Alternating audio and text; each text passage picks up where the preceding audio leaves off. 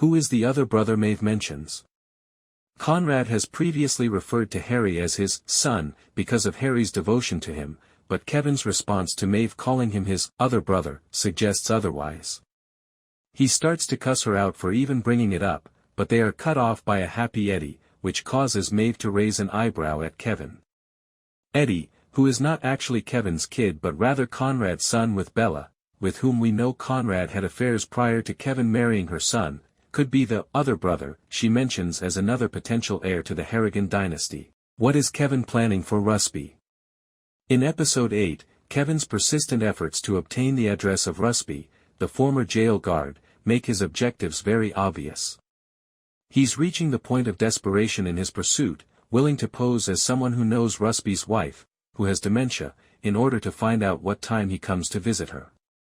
Kevin was raped by the old jail guard while he was institutionalized as a teenager, and it doesn't appear like he is asking him to apologize.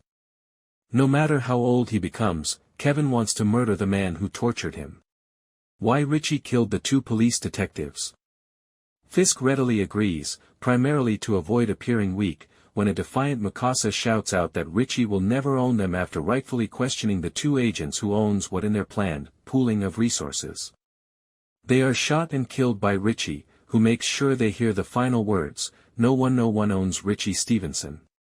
The true motive for their murder is deeper, even while their arrogant suggestion that Richie would be owned by the police, basically turning him into a grass, didn't assist their own cause in just a few minutes. Fisk and Mikasa demonstrated that they were straight and that they would not be suitable joint venture partners.